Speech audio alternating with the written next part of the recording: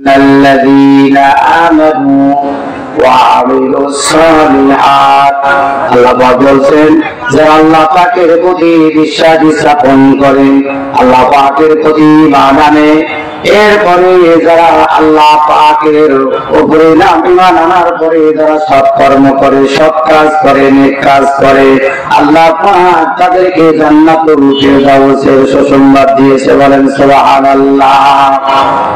ভাইরা আমার, বন্ধুগণ আমার, এই জান্নাতুল ফিরদাউসটা কি এটা আমাদের জানতে হবে। নবী যখন জান্নাতুল ফিরদাউসের ঘোষণা সাহাবায়ে কেরামদের মধ্যে জানালেন, সাহাবায়ে কেরামরা জিজ্ঞেস করলেন, ইয়া রাসূলুল্লাহ, হাবিবাল্লাহ, জান্নাতুল ফিরদাউসটা কি? আল্লাহ পাকের প্রিয় নবী বলে, তাফসীর মারিফুল কোরআনে মুফাসসিরিন কেরাম লিখছেন, ফিরদাউস শব্দের অর্থ হলো সবুজ ঘেরা উদ্যান। আল্লাহ পাকের প্রিয় নবী জনাবে মুহাম্মদুর রাসূলুল্লাহ সাল্লাল্লাহু আলাইহি ওয়াসাল্লাম সাহাবায়ে কেরামদের বলছেন, বুখারী শরীফ, মুসলিম শরীফের হাদিস, আল্লাহ পাকের প্রিয় নবী বলে, সাহাবীরা শোনো, যদি কোনো সময় জান্নাতের জন্য আল্লাহর কাছে প্রার্থনা করো, তাহলে জান্নাতুল ফিরদাউসের জন্য প্রার্থনা করবা। সাহাবায়ে কেরাম জিজ্ঞেস করলেন, ইয়া রাসূলুল্লাহ, হাবিবাল্লাহ, জান্নাতুল ফিরদাউসটা কি? এর মান মর্যাদা তো কেন বেশি এবং কেন জান্নাতুল ফিরদাউসের প্রার্থনা করব? আল্লাহ পাকের প্রিয় নবী বলে, জান্নাতুল ফিরদাউস হলো সকল জান্নাতের মধ্যে উত্তম একটি জান্নাত, উত্তম স্তর। বলেন সুবহানাল্লাহ। ভাইরা আমার, বন্ধুগণ আমার, বলেন তো জান্নাত কয়টা?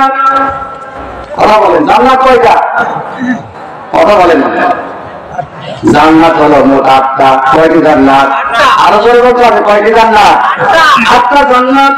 আজকে আমরা মুসলমান, আল্লাহ পাক আমাদের ঈমানের বলে, আমাদের সলিহা করার বিনিময়ে আল্লাহ জান্নাত দান করবে।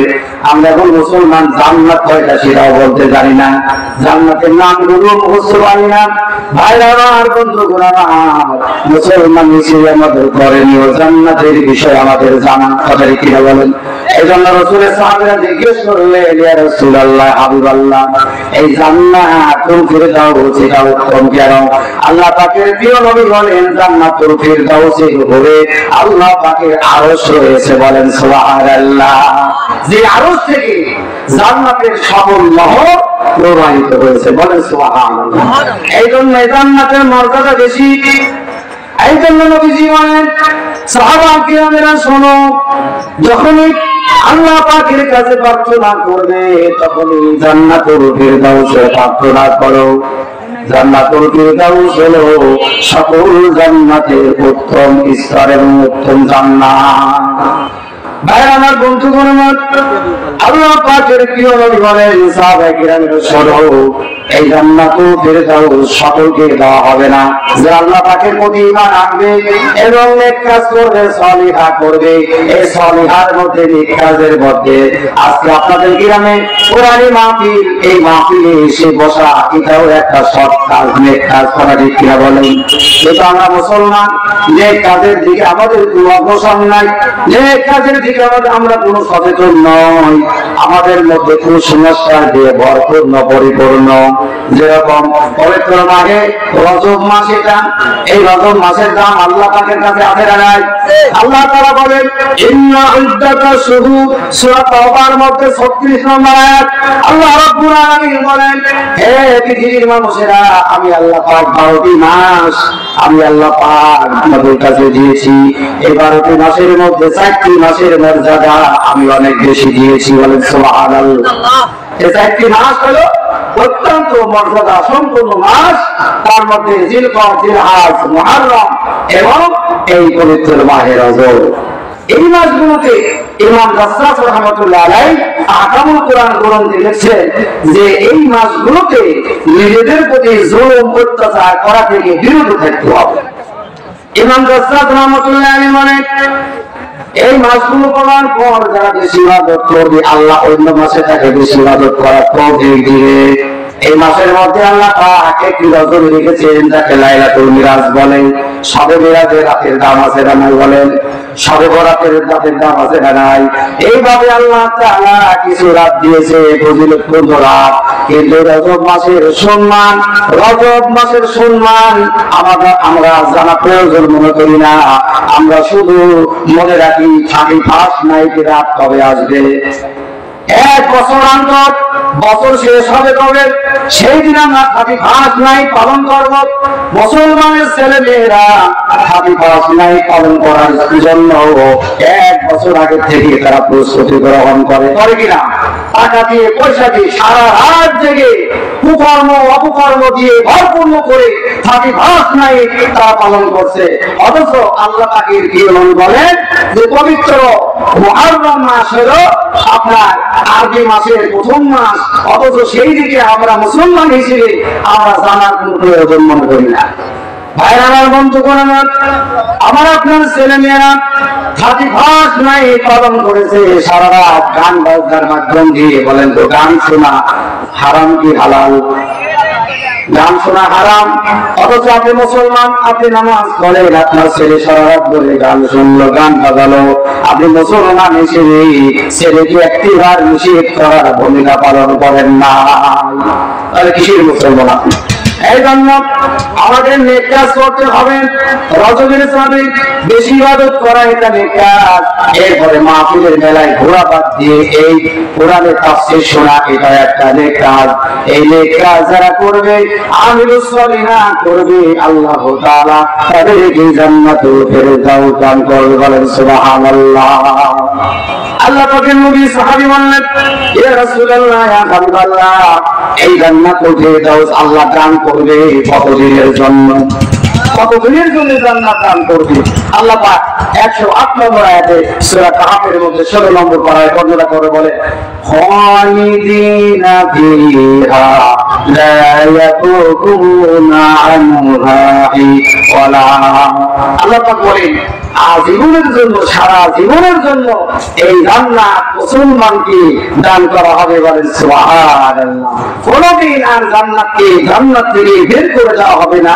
লা ইয়াবুনা আনহা ওয়ালা, তারা জান্নাত থেকে বের হওয়ার অনুশোচনা তাদের মধ্যে আসবে না।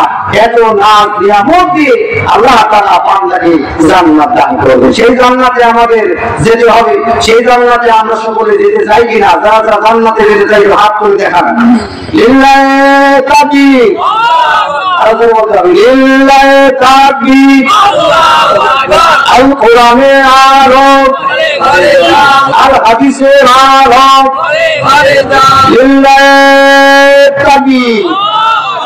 আল্লাহ পাকের প্রিয় নবী বলেন, এই জান্নাতুল ফিরদাউস যাকে তাকে দান করা হবে না যারা পৃথিবীর মধ্যে আল্লাহ পাকের প্রতি ঈমান এনেছে, বিশ্বাস করেছে, সালেহা করেছে, এদেরকে জান্নাত দেওয়া হবে। এখন আসলে এই জান্নাতে যেতে গেলে আমাদেরকে পৃথিবীর মধ্যে মুসলমান হিসেবে আমাদেরকে জান্নাতের কাজ করতে হবে। প্রিয় ভাইরা আমার, বন্ধুগণ আমার, এই জান্নাতে আবার সকলে যেতে পারবে না। এই জান্নাতে আবার সকলকে দান করা হবে না, সকলেই যাবে না। আল্লাহ তাআলা যখন জান্নাতীদেরকে জান্নাতে দিবেন আর জাহান্নামীদেরকে জাহান্নামে দিয়ে দিবেন, সমস্ত হিসাব শেষ। ফারিকুম ফিল জান্নাত ওয়া ফারিকুম ফিস সাঈর। যখন জান্নাতীরা জান্নাতে চলে যাবে, জাহান্নামীরা জাহান্নামে চলে যাবে, এই জান্নাতীরা জাহান্নামীদের দেখতে পাবে, সাক্ষাৎ হবে, কথা বলার মতো সুযোগ দেওয়া হবে। তখন জান্নাতের মানুষগুলি জান্নাতীদেরকে প্রশ্ন করবে, ও জাহান্নামের মানুষগুলি, আজকে তোমরা জাহান্নামে এসেছো, এই জাহান্নামে আসার কারণটা কি? আল্লাহ তাআলা বান্দাকে জাহান্নামে দিবে, এই জাহান্নামে যাওয়ার কারণ আছে না নাই? আবার আল্লাহ তাআলা যাদেরকে জান্নাত দান করবে, এই জান্নাতে যাওয়ার কারণ আছে না নাই? যারা জান্নাতি কাজ করবেন আল্লাহ তাদের জান্নাত দান করবেন, যারা জাহান্নামে যাওয়ার উপযুক্ত কাজ করবে আল্লাহ তাআলা তাদের জাহান্নামে পাঠাবে। এজন্য আমরা মুমিন, আমরা ঈমানদার, আমরা মুসলমান, আল্লাহ পাকের ডাক শোনার সঙ্গে সঙ্গে যাদের অন্তর কেঁপে ওঠে, যারা ময়দানে আসে, যারা কোরআন মাহফিলে এসে বসে, রাসূল বলেন তারা হলো ঈমানদার, আল্লাহ বলেছেন তারা হলো ঈমানদার। এজন্য আমরা ঈমানদার যারা হবে তাদেরকে আল্লাহ তাআলা জান্নাত দান করবে। তাই জান্নাতে যখন জান্নাতি বান্দারা যাবে, ওই জান্নাতি মানুষগুলো জাহান্নামীদেরকে ডাক দিয়ে বলবে, জাহান্নামের মানুষেরা তোমরা কি কারণে জাহান্নামে এসেছো, কোন কারণে জাহান্নামে এসেছো, আমরা একটু জানতে চাই। জাহান্নামীরা কাঁদবে আর ডাক দিয়া বলবে, জান্নাতের ভাইরা আমরা পৃথিবীর মধ্যে মোট 4টা অপরাধ করার কারণে, 4টা অন্যায় করার কারণে আল্লাহ পাক রব্বুল আলামিন আমাদেরকে জাহান্নামে দিয়েছে। কয়টি অপরাধ? কথা বলতে হবে, কয়টি অপরাধ? আরো ধর্মের কয়টি অপরাধ? 4টা অপরাধ। ভাইরা আমার বন্ধুগণ, আমার যে 4টা অপরাধের কথা জাহান্নামীরা বর্ণনা দিয়েছেন, যে 4টা অপরাধের কথা কোরআন সাক্ষী দিয়েছেন, এই 4টা বর্ণনার কথা মুসলমান হিসেবে আমাদের জানা থাকা দরকার। এই জন্যই জানা দরকার, যে কারণে মানুষগুলো জাহান্নামে যাবে আমরা যেন ওই কাজ থেকে বিরত থাকতে পারি। কথাটি কি বলেন? ওই কাজ থেকে যেন আমরা বঞ্চিত থাকতে পারি। জাহান্নামে যাওয়ার কাজ আমরা করবো না, জান্নাতে যাওয়ার কাজ করবো। যখন জান্নাতীরা প্রশ্ন করলো, মা সালাকাকুম ফি সাকার, হে জাহান্নামীরা কি কারণে তোমরা জাহান্নামে এসেছো? জাহান্নামের লোকগুলি ডাক দিয়া বলে, ও জান্নাতের ভাইরা, মোট 4টা অপরাধ করার কারণে আজকে আমরা জাহান্নামে হয়েছি। কোরআনুল কারীমের মধ্যে 29 নম্বর পারা সূরা মুদাসসিরের মধ্যে 43 নম্বর আয়াতে আল্লাহ পাক রব্বুল আলামিন বলেন, তখন জাহান্নামের লোকগুলি বলবে, ক্বালু লাম নাকু মিনাল মুসাল্লিন। আল্লাহ জাহান্নামের লোকগুলি বলবে, ও জান্নাতের মানুষেরা, পৃথিবীর মধ্যে আমরা যখন ছিলাম, পৃথিবীর মধ্যে থাকাকালীন আমরা 4টা অন্যায় করেছি, অপরাধ করেছি। তার মধ্যে নাম্বার 1 নাম্বার অন্যায় হলো আমরা পৃথিবীর মধ্যে থাকাকালীন নামাজ আদায় করি নাই। আমরা পৃথিবীর মধ্যে ছিলাম কিন্তু নামাজ পড়ি নাই। যেরকম আমরা ইশারের সালাত আদায় করে এখানে এসে বসেছি, এই ইশারের সালাত আদায় করা শুধু কি আপনাদের এই 2-4-5 জনের উপরে খরচ ছিল, না পৃথিবীর সকল মুসলমানের উপরে করা খরচ? করা বলেন, সকল মুসলমানের উপরে আল্লাহ তাআলা 5 ওয়াক্ত নামাজ পড়া খরচ করে দিয়েছে। ভাইরা আমার বন্ধুগণ, আমার আল্লাহ পাক রব্বুল আলামিন ইশারের নামাজ নয়, 5 ওয়াক্ত নামাজ মুসলমানের উপরে করা খরচ করে দিয়েছে। এই নামাজ আমাকে আপনাকে আদায় করতে হবে। যেহেতু আজকের এই মাহফিল, আজকের এই দিনমতি জালসা, মসজিদ উপলক্ষ করে জালসা, যে মসজিদে আল্লাহ পাকের বান্দারা নামাজ আদায় করে, সেই মসজিদে গিয়ে আমাদের নামাজ আদায় করতে হবে। নামাজ সম্পর্কে আল্লাহ পাকের প্রিয় নবী বলেন, আউয়ালু মা ইউহাসাবু বিহিল আবদু ইয়াউমাল কিয়ামাতিস সালাত। কিয়ামতের ময়দানে সর্বপ্রথম নামাজের হিসাব নেওয়া হবে। যারা নামাজের হিসাব তাদের সঠিকভাবে দিতে পারবে, আল্লাহ তাআলা তাদের সকল হিসাব সহজ করে দিয়ে বলেন সুবহানাল্লাহ। আর নামাজের হিসাবে যারা থেকে যাবে, সকল হিসাবে তাদের জন্য কঠিন করা হবে। তবে হাদিস থেকে আমরা জানতে পারলাম, আমাদের নামাজ পড়ার দরকার আছে না নাই? কয়েকট সপ্তাহে একদিন নাকি? শুধু জুমার দিন, শুক্রবারের দিন। যারা শুধু শুক্রবারে নামাজ পড়ে এদেরকে শুক্রবারে মুসল্লি বলে। খালি সপ্তাহে একদিন যে হাজিরা দিয়ে চলে আসে, কিন্তু সপ্তাহে একদিন নামাজ পড়া এটা তো কোনো নামাজি নিদর্শন নয়, নামাজের চরিত্র নয়। নামাজি যে ব্যক্তি হবে তার চরিত্র হবে 5 ওয়াক্ত নামাজ সঠিকভাবে মসজিদে গিয়ে আদায় করা। ভাইরা আমার বন্ধুগণ, আমার আল্লাহ রব্বুল আলামিন আল্লাহ পাকের এক বান্দা 2000 টাকা দান করেছেন। আল্লাহ মুজাহার আলী সরকারি বৌদ্ধরা পিতা মাতা জন্য দোয়া চেয়েছেন, সকলে মারা গেছেন। আমরা সকলে দোয়া করবো আল্লাহ তাআলা গানের বিনিময়ে আল্লাহ তার বাবা মায়ের কবর আযাব মাফ করে দেয়। সকলে বলেন আমিন। এরপরে আরেকজন আল্লাহ পাকের বান্দা বাবুল খা সরকারি নগদ 500 টাকা দান করেছে। সকলে বলেন মারহাবা। লিল্লাহি তাকবীর। আল্লাহ পাকের এই বান্দাদের দানকে কবুল করুন, সকলে বলেন আমিন। কামালউদ্দিন মহলী সজনায় নগদ 1000 টাকা দান করেছে, বলেন মারহাবা। লিল্লাহি তাকবীর। আল্লাহ পাক তার বান্দার দানকে কবুল করুন, সকলে বলেন আমিন। সংসারী সকল মুসিবত দূর করে দিন, সকলে বলেন আমিন। বড় আহমেদ 1 মণ ধান নগদ 200 টাকা, বলেন মারহাবা। লিল্লাহি তাকবীর। আল্লাহ তাআলা তার দানকে কবুল করুন, সকলে বলেন আমিন। ভাইরা আমার, বন্ধুগণ আমার, আল্লাহ পাক রব্বুল আলামিন নামাজ সম্পর্কে কোরআনুল কারীমের মধ্যে বর্ণনা দিয়েছেন। এই নামাজ আমাদের পড়ার দরকার আছে না নাই বলেন? নামাজ পড়তে হবে, 5 ওয়াক্ত নামাজ। কিন্তু আমরা অনেকেই শুধু ফজরের নামাজ পড়ি, সারাদিন কামের ঝামেলায় নামাজ পড়তে পারি না। আমরা অনেকেই বলে হুজুর ফজরের সময় তো আমাদের ঘুম থেকে ওঠা খুব কষ্টকর, ফজরের নামাজটা পড়তে পারি না, সারাদিন 4 ওয়াক্ত নামাজ পড়েছি। তাহলে বলেন 5 ওয়াক্ত নামাজ পড়া আমার আপনার উপরে ফরজ। যদি 1 ওয়াক্ত 2 ওয়াক্ত নামাজ যায়, তাহলে 5 ওয়াক্ত নামাজের যে ফজিলতটা সে আর অর্জন করতে পারবে না। এই জন্য জয়তুল বাড়ি 500 টাকা, বলে না বাবা। আল্লাহ পাক তার দানকে কবুল করুন, সকলে বলেন আমিন। এই জন্য আল্লাহ রাব্বুল আলামিন বলেন 5 ওয়াক্ত নামাজ আমাকে আপনাকে পড়তে হবে। এই নামাজ পড়ার জায়গা হলো আল্লাহ পাকের ঘর মসজিদ। কিন্তু আমরা গাঁজা খাই 5 ওয়াক্ত নামাজ পড়ি 1 ওয়াক্ত, কথা ঠিক কিনা বলেন? গাঁজা খাই 5 ওয়াক্ত নামাজ পড়ি 1 ওয়াক্ত, কিন্তু নামাজ পড়তে হবে 5 ওয়াক্ত। এই নামাজ আল্লাহ পাক আমার আপনার উপরে ফরজ করে দিয়েছেন।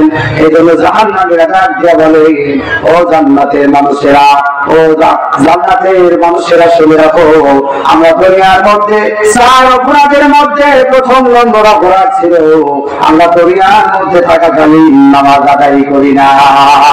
নামাজ না পড়ার কারণে আল্লাহ তাআলা আজকে আমাদেরকে এই জাহান্নামে পাঠিয়েছে। আজকে পৃথিবীর মধ্যে বেনামাজির সংখ্যা বেশি না কম? অনেক বেশি বেনামাজি মানুষ, কিন্তু বেনামাজি থাকা যাবে না, আমাদেরকে নামাজ আদায় করতে হবে।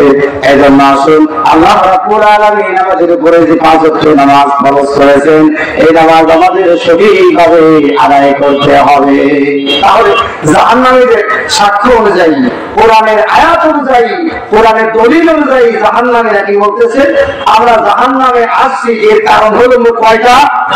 4টা। তার মধ্যে একটি কারণ বললাম, 3টি কারণের কথা বলতে পারলেন না। আসলে 10-15 মিনিট কথা বলা যায় না। এই জন্য কথা বলতে গেলে প্রথমে সালাম দিতেই 2-3 মিনিট যায়। এই জন্য টাইম আমার শেষ, আর কথা বলতে পারলাম না। আপনাদের কাছে আমি দোয়া চাই, এলাকার ছেলে দোয়া চাওয়ার জন্য আসছিলাম। দেখা হলো, সাক্ষাৎ হলো। থাকি আমি পাবনাতে, একটা মসজিদে ইমামতি করি এবং আর একটা মসজিদে খতিব এবং ঈদগাহের ইমাম, আর নিজে একটা মাদ্রাসা করেছি, মাদ্রাসার প্রতিষ্ঠাতা এবং পরিচালক। দোয়া করবেন আল্লাহ তাআলা যেন এইভাবে কোরআনের কথাগুলি আপনাদের সামনে যেন সঠিকভাবে বলা এবং নিজে আমল করা, মানার যেন আল্লাহ পাক তৌফিক দান করেন, সকলে বলি আমিন। আরো বলেন আমিন।